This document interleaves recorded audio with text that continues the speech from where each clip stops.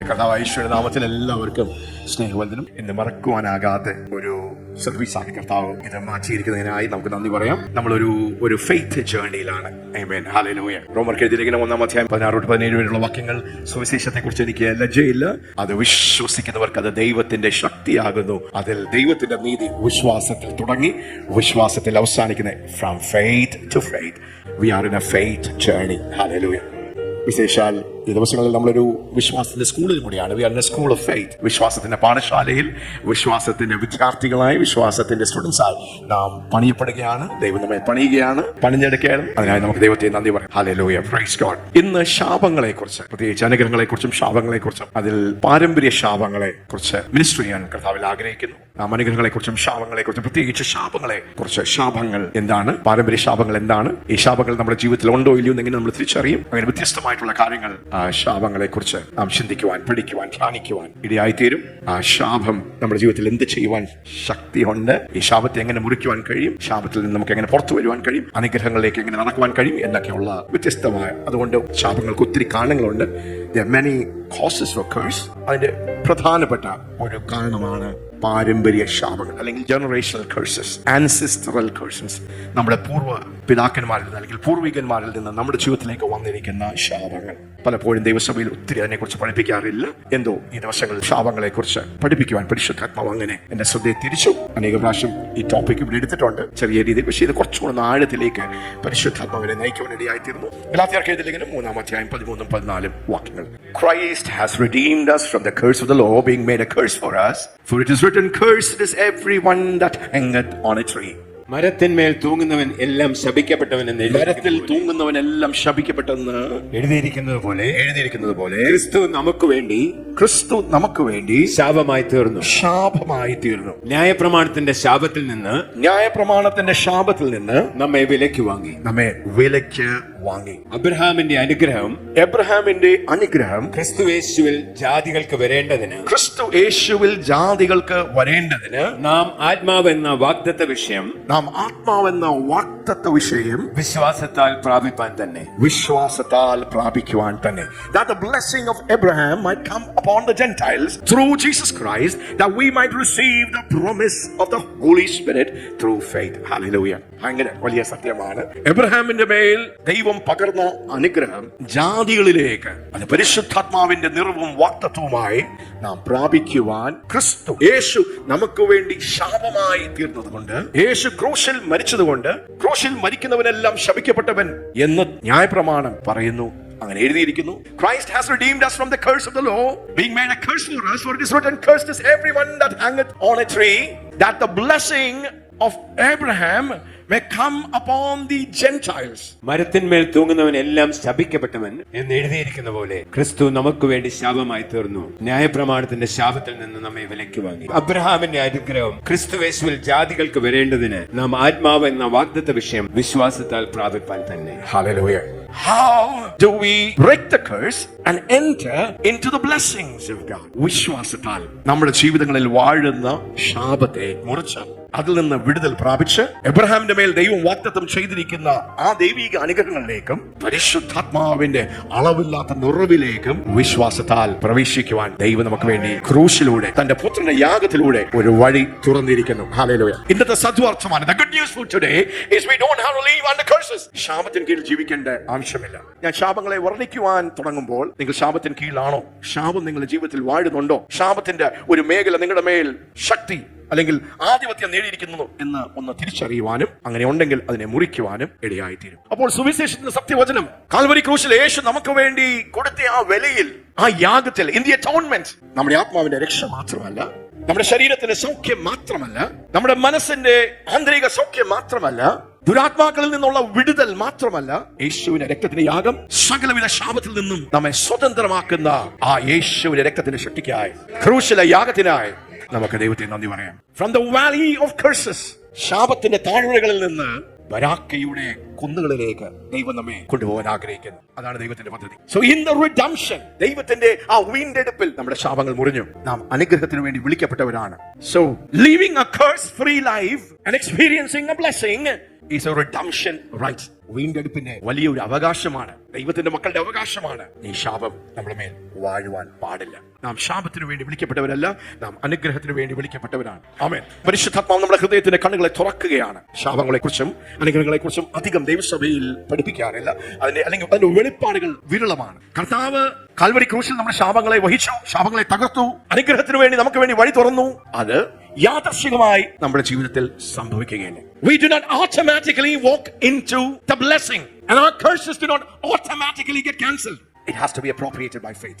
ചില സമയത്ത് നമ്മുടെ ആത്മരക്ഷയുടെ സമയത്ത് തന്നെ ദൈവത്തിന്റെ ഒരു പ്രവൃത്തിയാൽ നാം സൗഖ്യമാകും. ശുശ്രൂഷകളിൽ വരുമ്പോൾ ദൈവ സാന്നിധ്യത്തിൽ നാം സൗഖ്യമാകും. എങ്കിലും നമ്മുടെ ജീവിതത്തിന് ഏതെങ്കിലും മേഖലകളിൽ രോഗം വാഴുന്നുണ്ടെങ്കിൽ കാൽവറിയിൽ നമുക്ക് വേണ്ടി ദൈവം നേടിയെടുത്തിരിക്കുന്ന ഈ ദൈവവചനത്തിന്റെ സത്യവും വെളിപ്പാടും വെളിച്ചവും നമ്മുടെ ജീവിതത്തിൽ വാഴുന്ന രോഗങ്ങളെ, യേശു രോഗത്തെ തന്റെ ശരീരത്തിന്മേൽ വഹിച്ചതുകൊണ്ട് യേശുവിന്റെ അടിപ്പിണരുകളാൽ എനിക്ക് സൗഖ്യം ദൈവം നേടിയെടുത്തിരിക്കുന്നു, ആ വില കൊടുത്തിരിക്കുന്നു. അത് വിശ്വസിച്ചാൽ, എന്റെ കണ്ണിന്റെ മുമ്പിൽ നിന്ന് മാറ്റാതെ എന്റെ ഹൃദയത്തിൽ ഞാൻ സംഗ്രഹിച്ചാൽ ആ സൗഖ്യം എന്റെ സ്വന്തമായി തീരും, എനിക്ക് അനുഭവിക്കും ഇടയായി തീരും. പക്ഷെ അത് യാദർശികമായി നമ്മുടെ ജീവിതത്തിലേക്ക് വന്ന് വീഴുകയില്ല. It has to be appropriated by faith. So it's called a redemption right. അത് രക്ഷയിൽ ദൈവം നൽകിയിരിക്കുന്ന, വീണ്ടെടുപ്പിൽ ദൈവം നൽകിയിരിക്കുന്ന ഒരു അവകാശമാണ്. Healing is our birthright. Sickness is not our birthright. Curse is not our birthright. But blessing is our birthright. Amen. Wow. Hallelujah. Hallelujah. ഈ വെളിച്ചവും വെളിപ്പാടും ദൈവസഭകളിൽ ഒത്തിരി കൺഫ്യൂഷൻ ഈ സത്യങ്ങളെ കുറിച്ചുണ്ട്. ഈ ശാപങ്ങളെ കുറിച്ച് സംസാരിക്കാൻ പാടില്ല. നാം കർത്താവിൽ ഓൾറെഡി നാം അനുഗ്രഹിക്കപ്പെട്ടിരിക്കുന്നു. അതുകൊണ്ട് തന്നെ പലപ്പോഴും ദൈവവചനത്തിന്റെ ആ ഹോൾ കൗൺസിൽ മുഴുവനായിരിക്കുന്ന ആ ദൈവവചനത്തിന്റെ സത്യങ്ങൾ ദൈവസഭയ്ക്ക് അവിടെ ഇവിടെ മറഞ്ഞിരിക്കുന്നു. അതുകൊണ്ടാണ് ഈ ഹൃദയത്തിന്റെ സത്യങ്ങളിലേക്ക് നാം ദൈവവചനത്തിലെ വെളിച്ചത്തെയും വെളിപ്പാടുകളെയും സ്വീകരിക്കണമെന്ന് നമ്മുടെ ഹൃദയത്തിന്റെ കണ്ണുകളും തുറക്കട്ടെ. സ്തോത്രം. ഒരു വ്യക്തി മാത്രമല്ല ശാപത്തിന് കീഴിലായിരിക്കുവാൻ സാധ്യതയുള്ളത്, ഒരു കുടുംബം മൊത്തം ശാപത്തിന് കീഴിലായിരിക്കാൻ സാധ്യതയുണ്ട്. ഒരു കുടുംബം മാത്രമല്ല, ഒരു പ്രദേശം, ഒരു കമ്മ്യൂണിറ്റി മാത്രമല്ല, ഒരു ദേശം മൊത്തം, ഒരു രാജ്യം മൊത്തം ശാപത്തിന് കീഴിലായിരിക്കുവാൻ സാധ്യതയുണ്ട്. ഹല്ലേലൂയ. നാം താമസിക്കുന്ന സ്ഥലങ്ങൾ, the land can be cursed. അപ്പോൾ ദൈവവചനത്തിന്റെ സത്യങ്ങൾ നാം തിരിച്ചറിയുമ്പോൾ എവിടെയെങ്കിലും ദൈവവചന പ്രകാരം ശാപം വരുന്നുണ്ടെങ്കിൽ, ബിക്കോസ് ദൈവം എല്ലാം വളരെ വ്യക്തമായും കൃത്യമായും എന്താണ് ദൈവം അനുഗ്രഹം കൊണ്ട് ഉദ്ദേശിക്കുന്നത്, എന്താണ് ശാപം കൊണ്ട് ദൈവം ഉദ്ദേശിക്കുന്നത്, വളരെ വ്യക്തമായി തിരുവെഴുത്തുകളിൽ ദൈവം അത് എഴുതിയിരിക്കുന്നു, രേഖപ്പെടുത്തിയിരിക്കുന്നു. ഹല്ലേലൂയ. നമ്മുടെ ഉത്തരവാദിത്തമാണ് നാം അത് തിരിച്ചറിഞ്ഞ്, നാം അത് മനസ്സിലാക്കി, നമ്മുടെ ജീവിതത്തിൽ ശാപം ഏതെങ്കിലും മേഖലകളിൽ വരുന്നുണ്ടെങ്കിൽ അതിനെ തിരിച്ചറിഞ്ഞ് അതിനെ മുറിക്കുവാനുള്ള ഉത്തരവാദിത്തം നമ്മുടെ മേൽ ദൈവം വെച്ചിരിക്കുക. ഇരുവശങ്ങളിൽ പരിശുദ്ധാത്മാവ് അത് നമ്മൾ ചെയ്തെടുക്കുവാൻ ആഗ്രഹിക്കുന്നു. ദൈവസഭയിൽ, ദൈവമക്കളിൽ, നമ്മുടെ ദേശത്ത് ചെങ്ങന്റെ ഊര് യേശുവിന്റെ ഊരാകുവാൻ, സിയോൻ പട്ടമായി വാഴുവാൻ, the curse must be broken. Hallelujah. Amen. ഉൽപ്പത്തി പുസ്തകം 1-ാം അധ്യായം. ദൈവം മനുഷ്യനെ സ്വന്തം സ്വരൂപത്തിലും സാദൃശ്യത്തിലും ദൈവം സൃഷ്ടിച്ചു. അത് കഴിഞ്ഞ് ദൈവം ചെയ്യുന്ന ആദ്യം പിതാവ്, പുത്രൻ, പരിശുദ്ധാത്മാവ്, ത്രിയേക ദൈവം ചെയ്യുന്ന ആദ്യത്തെ കാര്യം എന്താണ്? ദൈവം മനുഷ്യനെ അനുഗ്രഹിക്കുക. God is a God of blessings and curses. അനുഗ്രഹങ്ങളും ശാപങ്ങളും അത് ആത്മീയ പ്രമാണങ്ങളാണ്. They are spiritual forces. They are spiritual principles that are at work in God's kingdom. ദൈവരാജ്യത്തിൽ ദൈവം തന്നെ കൽപ്പിച്ച് ഓർഡർ ചെയ്ത് ആക്കി വെച്ചിരിക്കുന്ന ആത്മീയമായിട്ടുള്ള പ്രമാണങ്ങളാണ്, തത്വങ്ങളാണ്. They are spiritual laws, principles and forces that are at work. ദൈവം അത് കൽപ്പിച്ചാക്കിയിരിക്കുന്നു. ഉൽപ്പത്തി പുസ്തകം 1-ാം അധ്യായം മനുഷ്യനെ സൃഷ്ടിച്ചു കഴിഞ്ഞ് ദൈവം ചെയ്യുന്ന ആദ്യത്തെ കാര്യം നമുക്കൊന്ന് ശ്രദ്ധിക്കാം. ഹല്ലേലൂയ. ഈ വർഷത്തെ തീം അത് തന്നെയായിരുന്നല്ലോ. 27-ഉം 28-ഉം വാക്യങ്ങൾ. ഇങ്ങനെ ദൈവം തന്റെ സ്വരൂപത്തിൽ മനുഷ്യനെ സൃഷ്ടിച്ചു, ദൈവത്തിന്റെ സ്വരൂപത്തിൽ അവനെ സൃഷ്ടിച്ചു, ആണും പെണ്ണുമായി അവരെ ആണും പെണ്ണുമായി മനുഷ്യനെ ദൈവം സൃഷ്ടിച്ചു. ദൈവം അവരെ അനുഗ്രഹിച്ചു. ദൈവം താൻ ഉണ്ടാക്കിയ മനുഷ്യനെ ദൈവം എന്ത് ചെയ്തു? അനുഗ്രഹിച്ചു. He opened the laws of blessings. അനുഗ്രഹത്തിന്റെ ആ ഒരു ഫോഴ്സിനെ, ആ ഒരു തത്വത്തെ, പ്രമാണത്തെ, ശക്തിയെ ദൈവരാജ്യത്തിൽ ദൈവം ഭൂമിയിൽ തുറന്നു വിടുകയാണ്. ദൈവം ആദാമിനെ അനുഗ്രഹിക്കുകയാണ്. അനുഗ്രഹം എന്താണ് എന്നറിയണമെങ്കിൽ ആ വചനം നമ്മളൊന്ന് ചിന്തിച്ചാൽ മതി. നാം നമ്മോട് ഈ ചോദ്യം ചോദിച്ചാൽ, am I truly blessed? Scripturally ദൈവത്തിന്റെ വചനത്തിൽ പറഞ്ഞിരിക്കുന്ന അനുഗ്രഹം എന്റെ ജീവിതത്തിൽ ഞാൻ അത് അനുഭവിക്കുന്നുണ്ടോ? ക്രിസ്തുവിലൂടെ അനുഗ്രഹത്തിന്റെ ഒരു ജീവിതത്തിലേക്ക്, ആ അനുഭവത്തിലേക്കാണ് ദൈവം എന്നെ വിളിച്ചിരിക്കുന്നത്. പക്ഷെ എന്റെ ജീവിതത്തിൽ അനുഗ്രഹമാണോ വാഴുന്നത്? ഞാൻ അനുഗ്രഹത്തിന്റെ പാതയിലാണോ, അനുഗ്രഹത്തിന്റെ നിറവിലാണോ എന്ന് നമുക്ക് ചോദിച്ച് നമ്മുടെ ജീവിതത്തിലേക്ക് ഈ സത്യങ്ങളെ ഒന്ന് കൊണ്ടുവരുവാൻ, ചേർത്ത് പിടിക്കുവാൻ ദൈവം നമ്മെ സഹായിക്കട്ടെ. യെസ്. നിങ്ങൾ സന്താന പുഷ്ടിയുള്ളവരായി പെരുകി, നിങ്ങൾ പെരുകി ഭൂമിയിൽ നിറഞ്ഞ് അതിനെ അടക്കി സമുദ്രത്തിലെ മത്സ്യത്തിന്മേലും ആകാശത്തിലെ പറവജാതിന്മേലും സകല ഭൂചര ജന്തുവിന്മേലും വാഴുവീൻ എന്ന് അവരോട് കൽപ്പിച്ചു.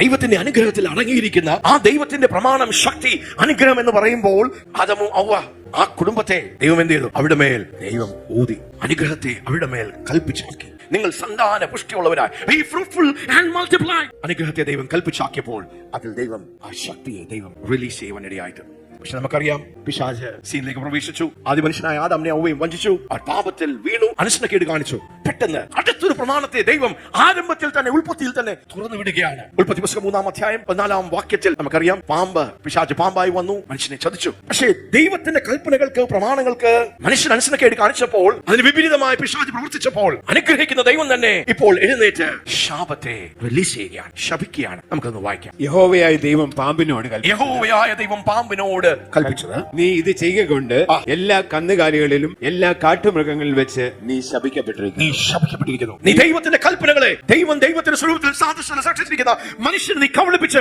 അവരെ പാപത്തിലാക്കിയത് കൊണ്ട് നിന്റെ മേൽ ശാപം. Blessings and curses are spiritual realities. They come from God. Hallelujah. ദൈവം പാമ്പിനെ ശപിക്കുകയാണ്.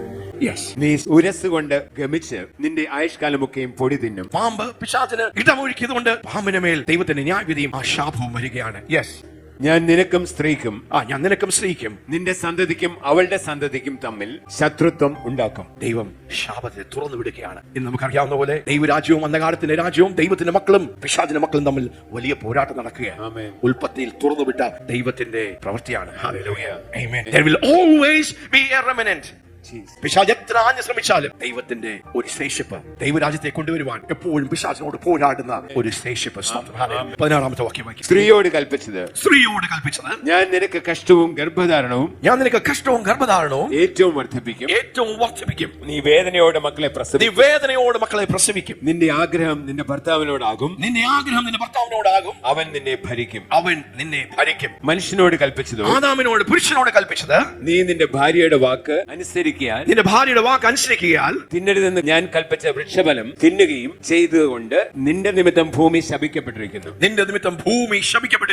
നിന്റെ ആയുഷ്കാലമൊക്കെയും നീ കഷ്ടതയോടെ അതിൽ നിന്ന് അഹോവൃത്തി കഴിക്കും. ഉൽപ്പത്തി 1-ൽ മനുഷ്യനെ അനുഗ്രഹിച്ച ദൈവം 3-ാം അധ്യായമായപ്പോൾ ദൈവത്തിന്റെ കൽപ്പനകളെ ലംഘിച്ച്, ദൈവത്തിന്റെ പ്രമാണങ്ങളെ ലംഘിച്ച് പിശാചിനും സ്ത്രീക്കും അവയ്ക്കും ആദാമിന്റെ മേലും ദൈവത്തിന്റെ ശാപങ്ങളെ തുറന്നു വിടുകയാണ്.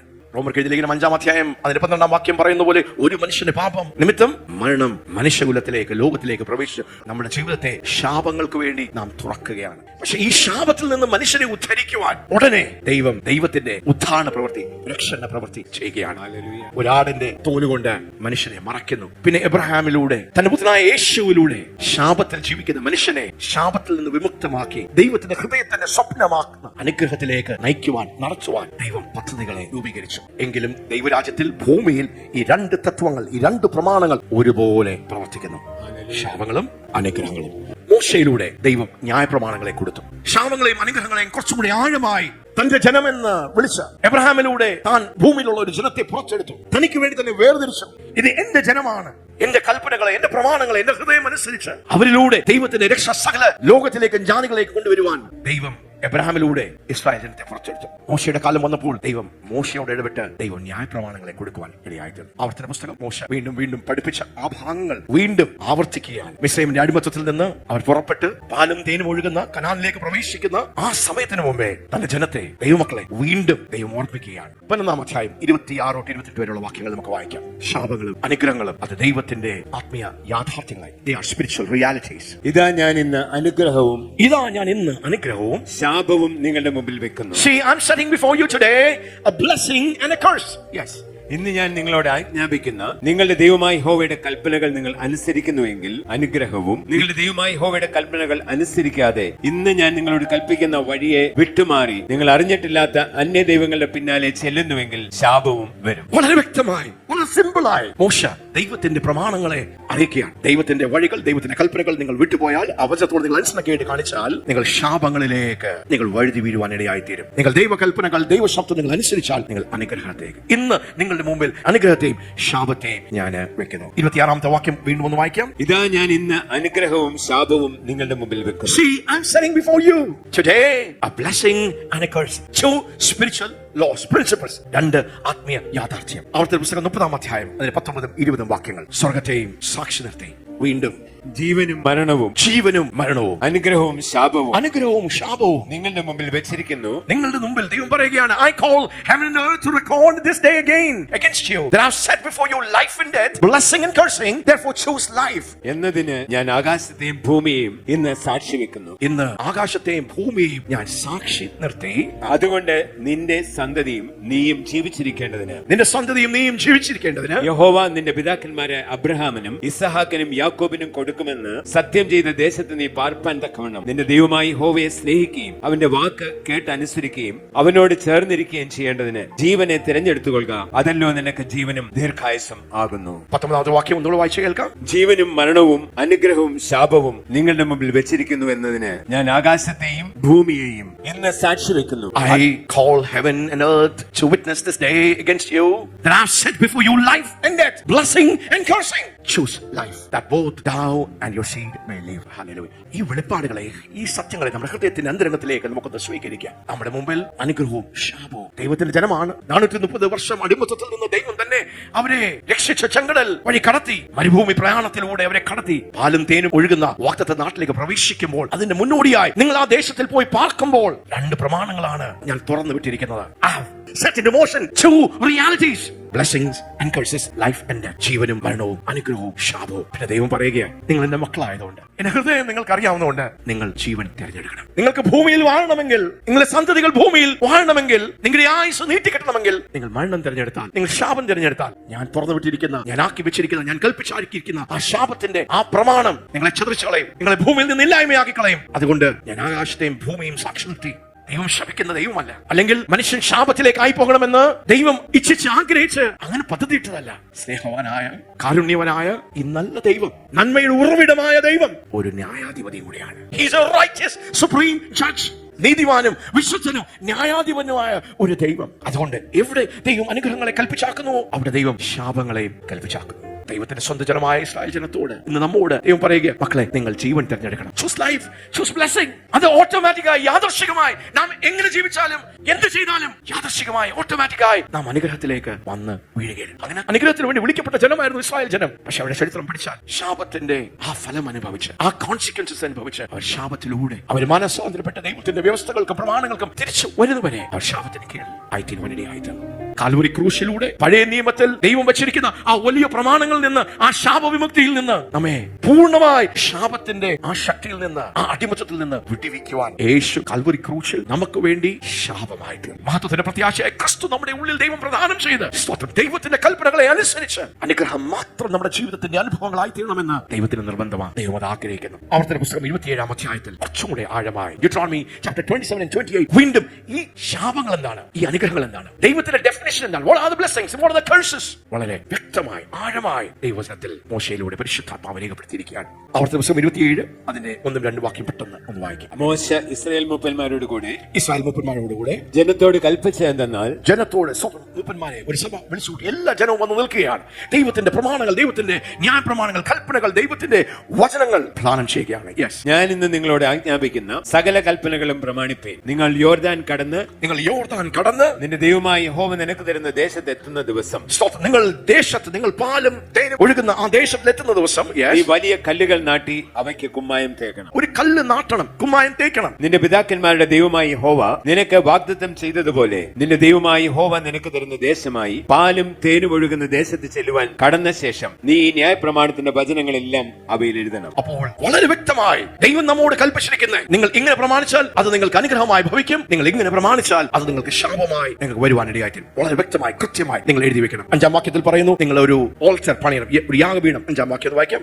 അവിടെ നിന്റെ ദൈവമായ യഹോവയ്ക്ക് കല്ലുകൊണ്ടൊരു യാഗപീഠം പണിയണം. ഒരു യാഗപീഠം പണിയണം. ദൈവം വാച്ച് ചെയ്യുകയാണ്. ദൈവവും മനുഷ്യൻ തമ്മിൽ ഒരു ഉടമ്പടി എടുക്കുകയാണ്. ദൈവത്തിന്റെ ന്യായ പ്രമാണങ്ങൾ, ദൈവത്തിന്റെ വഴികൾ, ദൈവത്തിന്റെ കൽപ്പനകൾ വളരെ വ്യക്തമായി നിങ്ങൾ ജീവൻ തിരഞ്ഞെടുത്താൽ നിങ്ങളുടെ ആയുസ് വർദ്ധിച്ചു വരും, നിങ്ങൾ അനുഗ്രഹിക്കപ്പെടും, നിങ്ങൾ അനുഗ്രഹം അനുഭവിക്കും. നിങ്ങൾ ദൈവത്തിന്റെ പ്രമാണങ്ങളെ വിട്ട് ഇടത്തോട്ട് വലത്തോട്ട് മാറിയാൽ നിങ്ങളുടെ മേൽ ശാപങ്ങൾ വന്നു വീഴും. അത് വീണ്ടും കുറച്ചും കൂടെ ദൈവജനത്തിന് മനസ്സിലാക്കുവാൻ, ഇസ്രായേൽ ജനത്തിന് മനസ്സിലാക്കുവാൻ ദൈവം ഒരു കാര്യം ചെയ്യുകയാണ്. 2 പർവ്വതത്തിൽ ഈ 12 ഗോത്രത്തിലുള്ളവരെ 5-5 2 പർവ്വതങ്ങളിൽ, മൗണ്ട് എബാൽ പർവ്വതത്തിലും ഗെരാസിം പർവ്വതത്തിലും സ്തോത്രം ഗോത്രപിതാക്കന്മാരെ കയറ്റുകയാണ്. ലേവ്യർ അതിന് താഴെയുള്ള ആ താഴ്വരയിൽ നിന്ന് അനുഗ്രഹത്തിന്റെ വാക്കുകൾ പറയുമ്പോൾ, ശാപത്തിന്റെ വാക്കുകൾ പറയുമ്പോൾ, ഞങ്ങൾ ദൈവത്തിന്റെ കൽപ്പനകൾ എന്താണ് ഞങ്ങളുടെ ജീവിതത്തിലേക്ക് അനുഗ്രഹം കൊണ്ടുവരുന്നത്, എന്താണ് ഞങ്ങളുടെ ജീവിതത്തിലേക്ക് ശാപം കൊണ്ടുവരുന്നത് എന്നുള്ള രീതിയിൽ അവരത് മനസ്സിലാക്കി ആമേൻ ആമേൻ ആമേൻ എന്ന് പറയണം. ആവർത്തന പുസ്തകം 27-ാം അധ്യായം അതിന്റെ 12-ാമത്തെ വാക്യം.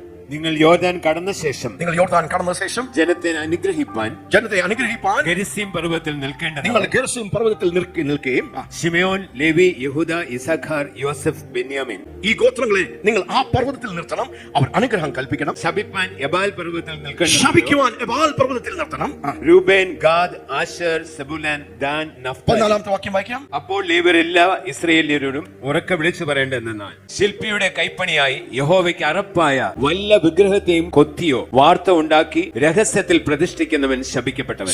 ജനമെല്ലാം ആമേൻ എന്ന് ഉത്തരം പറയണം. The sources of curse. സദൃശവാക്യം 26-ാം അധ്യായം 2-ാം വാക്യം പറയുന്നു, കാരണം കൂടാതെ ശാപം ഫലിക്കുകയില്ല.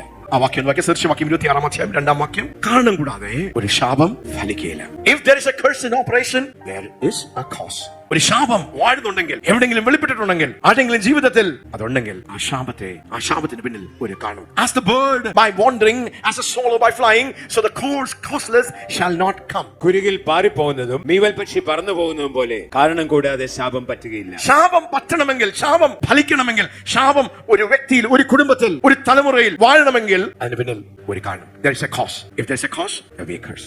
Hallelujah. ആവർത്തന പുസ്തകം 27-ാം അധ്യായത്തിലേക്ക് നമുക്ക് മടങ്ങി വരാം. 15-ാം വാക്യം തൊട്ട് 25-ാം 26-ാം വാക്യം വരെ എങ്ങനെയാണ് ശാപങ്ങൾ, എന്ത് ചെയ്താലാണ് ശാപങ്ങൾ ഒരു വ്യക്തിയുടെ ജീവിതത്തിലേക്ക് വരുന്നത് എന്ന് വളരെ കൃത്യമായി അവിടെ പറയുകയാണ്. The sources of curse. ഒരു ഫുൾ ലിസ്റ്റ് അല്ല, പക്ഷെ വളരെ വ്യക്തമായി 2 മലകളിൽ അനുഗ്രഹത്തെയും ശാപത്തെയും കുറിക്കുന്ന 2 മലകൾ ഇസ്രായേൽ മക്കൾ മുമ്പിലുണ്ട്. താഴ്വരയിൽ നിന്ന് ലേവി ഗോത്രം വിളിച്ചു പറയുകയാണ്, നിങ്ങൾ ദൈവത്തിന്റെ പ്രമാണം കേൾക്കണം, നിങ്ങൾ തിരഞ്ഞെടുക്കണം. ജീവൻ വേണോ, മരണം വേണോ, ശാപം വേണോ, അനുഗ്രഹം വേണോ? ഹല്ലേലൂയ.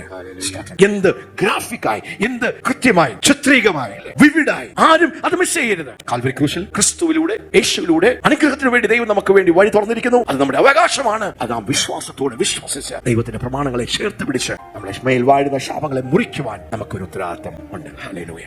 സ്തോത്രം. പെട്ടെന്ന് എന്താണ് ശാപം കൊണ്ടുവരുന്നത്? 15-ാമത്തെ വാക്യം നമുക്ക് വീണ്ടും, ശാപം ഒരു വ്യക്തിയുടെ ജീവിതത്തിൽ അല്ലെങ്കിൽ ഒരു തലമുറയുടെ ജീവിതത്തിൽ, ഒരു കുടുംബത്തിൽ എങ്ങനെയാണ് ശാപം വരുന്നത്? അതിന് ആദ്യത്തെ കാരണം പറഞ്ഞിരിക്കുന്നത് 15-ാം വാക്യം, ശില്പിയുടെ കൈപ്പണിയായി യഹോവയ്ക്ക് അറപ്പായ ഈ വചനം നമ്മൾ ആഴത്തിൽ, നമ്മൾ പുതിയ നിയമത്തിലായതുകൊണ്ട് പഴയ നിയമം ഇനി പ്രസക്തിയില്ല എന്ന് നാം ചിന്തിക്കരുത്.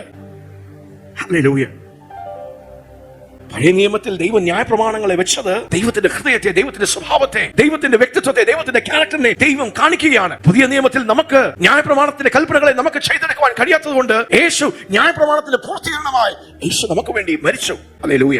നാം ദൈവത്തിന്റെ ഹൃദയവും മനസ്സും കൽപ്പനകളും അറിഞ്ഞ് ദൈവത്തിന് വെറുപ്പാകുന്നത്, ദൈവത്തിന് ഇഷ്ടമല്ലാത്തത്, ദൈവത്തിന്റെ ഹൃദയം ദ്വേഷിക്കുന്നത് ചെയ്യാതെ ദൈവപുത്രന്മാരെ പോലും നാം ദൈവത്തിന് വേണ്ടി ജീവിക്കണമെന്നാണ് ദൈവം ആഗ്രഹിക്കുന്നത്. ദൈവം വെറുക്കുന്ന കാര്യം എന്നാണ്. Cursed be the man that maketh any graven or molten image, an abomination unto the Lord, the work of the hands of the craftsman, and putteth it in a secret place. ശില്പിയുടെ കൈപ്പണിയായി യഹോവയ്ക്ക് അറപ്പായ വല്ല വിഗ്രഹത്തെ കൊത്തിയോ വാർത്ത ഉണ്ടാക്കി രഹസ്യത്തിൽ പ്രതിഷ്ഠിക്കുന്നവൻ ശപിക്കപ്പെട്ടു. രഹസ്യത്തിൽ അത് ദൈവമാണ്, അല്ലെ? ആദ്യത്തെ കൽപ്പന അതാണല്ലോ. ആ ഭാഗത്തിലേക്കൊക്കെ നമുക്ക് പോകാം. അപ്പോൾ ആരെങ്കിലും വിഗ്രഹങ്ങളെ, അതറിഞ്ഞോ അറിവില്ലായ്മയോ, വിഗ്രഹങ്ങളെ ഉണ്ടാക്കുകയും അത് ദൈവമാണെന്ന് പറഞ്ഞ് പ്രതിഷ്ഠിക്കുകയും വിഗ്രഹാരാധന ചെയ്യുന്നതെല്ലാം ദൈവത്തിന്റെ കണ്ണിൽ നമ്മളെ ശാപം കൊണ്ടുവരുന്നതെന്ന് മാത്രമല്ല, ദൈവത്തിന്റെ ഹൃദയം എന്താണ്? സകലത്തെയും സൃഷ്ടിച്ച ഉടയവനായ ദൈവം, സ്തോത്രം, ഹല്ലേലൂയ, കൈ കൊണ്ടുണ്ടാക്കിയിരിക്കുന്ന വിഗ്രഹങ്ങളെ ദൈവമായി അതിന് ആരാധന കൊടുക്കുമ്പോൾ അത് ദൈവത്തോട് നിരക്കാത്തൊരു കാര്യമാണ്, ദൈവം വെറുക്കുന്നൊരു കാര്യമാണ്.